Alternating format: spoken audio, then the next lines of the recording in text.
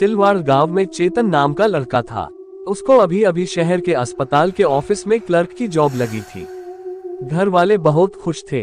खुशी में उन्होंने चेतन को नई बाइक लेकर दी। वो अपनी बाइक से ही अब ऑफिस जाने लगा था। शहर आधे घंटे की दूरी पर था। जॉब लगे अब कुछ ही महीने हो गए कि घर वालों ने उसके लिए लड़की देखना चालू किया। ये बात जब चेतन को पता चली तो उसने कहा, अरे माँ, मैं अभी शादी नहीं करना चाहता।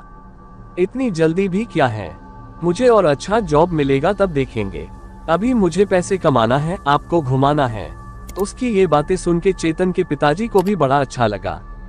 उनका लड़का उनके बारे में सोचता है, नहीं तो आजकल के लड़के अपने माँ बाप वो पूछते भी नहीं। चेतन अच्छा लड़का था। भले ही वो दोस्तों के साथ घूमता लेकिन कभी शराब को हाथ नहीं लगाया। घर वालों में और बस्ती में भी उसकी बड़ी इज्जत थी। जॉब मिलके 1 साल होने को आया था चेतन को। उसने दिवाली के लिए सबके लिए कपड़े और मिठाई खरीदी।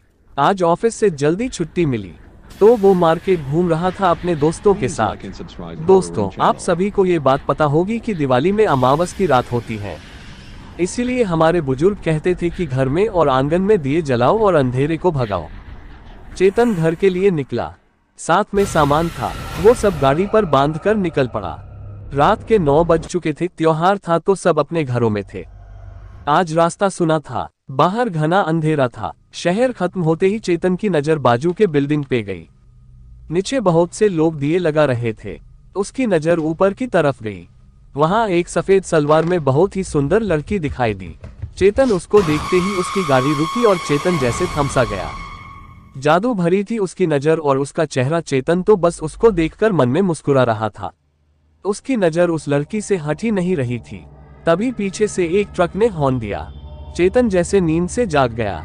उसने अपनी गाड़ी बाजू में की और फिर से ऊपर देखा, लेकिन अब वो लड़की वहां नहीं थी। चलो कल देखते हैं, ऐसे खुद को समझाकर वो घर की तरफ निकल पड़ा। उसको जाते हुए वो लड़की ऊपर की छत से देख रही थी। चेतन घर पहुंचा। उसने घर वालों के लिए जो भी कपड़े ये थे वो बांट दिए। मिठाई भी खिलाए। खाना खाकर वो अपने रूम में जाकर सोने की कोशिश करने लगा। आज उसको इतना थका होने पर भी नींद नहीं आ रही थी। उस लड़की का चेहरा बार बार उसके नजर के सामने आ रहा था। वो उसको भुला नहीं पा रहा था। सुबह का इंतजार करते हुए कब उसकी आंख लग गई पता नहीं चला। सुबह नाश्ता करके चेतन ने अपना टिफिन लिया और ऑफिस के लिए निकल पड़ा। शहर पहुंचते ही वो उसी बिल्डिंग के पास से गुजरा। ऊपर देखा लेकिन वो खिड़की बंद थी। वहां कोई नहीं था। थोड़ा निराश होकर अपने काम पर निकल गया। शाम को घर लौटते वक्त आज वो उसी बिल्डिंग के पास चुपके से खड़ा था। वो लड़की आज फिर से वहां ऊपर नजर आई। अब चेतन ने उसको देखा और उसने भी।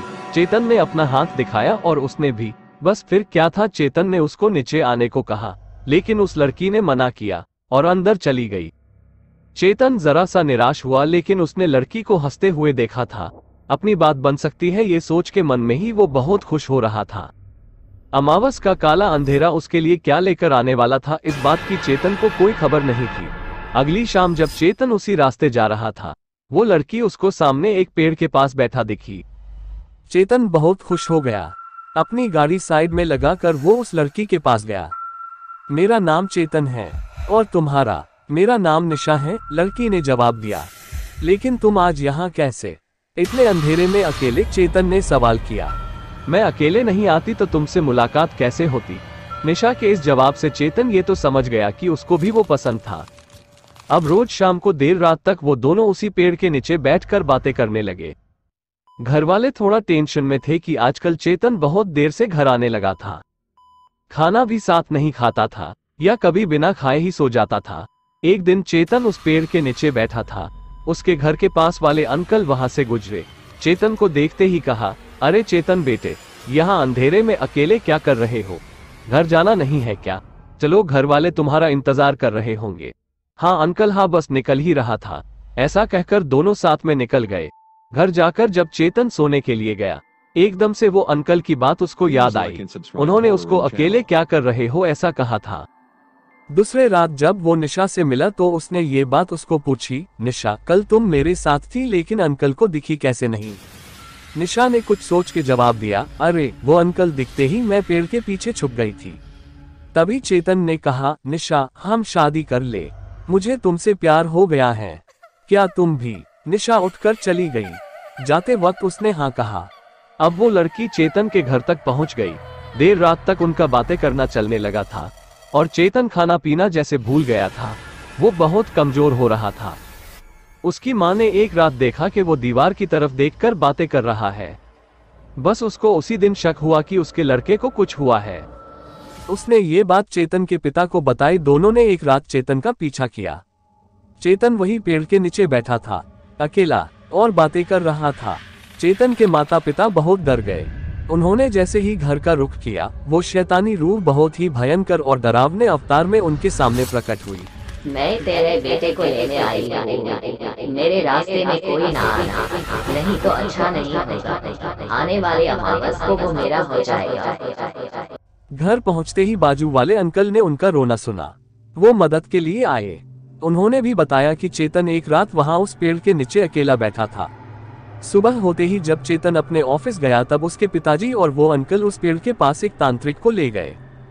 तांत्रिक बोला, यहाँ कोई बहुत ही शैतानी रूह मौजूद है। वो अपना अधूरा काम पूरा करने आई है। कोई अधूरी इच्छा। आपके लड़के की जान को धोखा है साहब, क्योंकि अब अमावस आने वाली है और ऐसे शैतान अमावस में बहुत ताकतवर हो जाते हैं।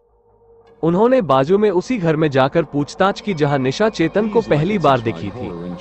तो पता चला कि उनके बिल्डिंग के ऊपर के घर में एक किराएदार रहते थे। उनकी लड़की यहाँ पेड़ के पास एक्सीडेंट में मारी गई थी। उसकी शादी के एक दिन पहले ही वो मर गई थी। अब तांत्रिक को सब समझ आ गया। वो शैतानी रूह अपनी अधूरी इच्छा पूरी करने आई थी। दूसरी रात अमावस की रात थी। बाहर बहुत घना अंधेरा था। वो तांत्रिक और चेतन के माता पिता उस पेड़ के पास पहुंचकर दूर से चेतन को देखने लगे। काफी वक्त तक चेतन एक ही जगह पर बैठा था। उसने दुल्हे का लिबास पहना था। आज वो दोनों शादी करने वाले थे। वो डायन उसको आज लेकर जाने वाली थी अपनी दुनिया में।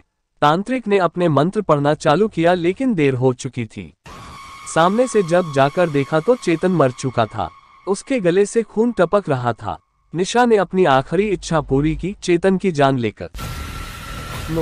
दी गई कहानी काल्पनिक है। इसका किसी भी जीवित या निर्जीव वस्तु से कोई संबंध नहीं है। हमारा उद्देश्य अंधविश्वास फैलाना नहीं है। यह केवल मनोरंजन के उद्देश्य से बनाई गई है।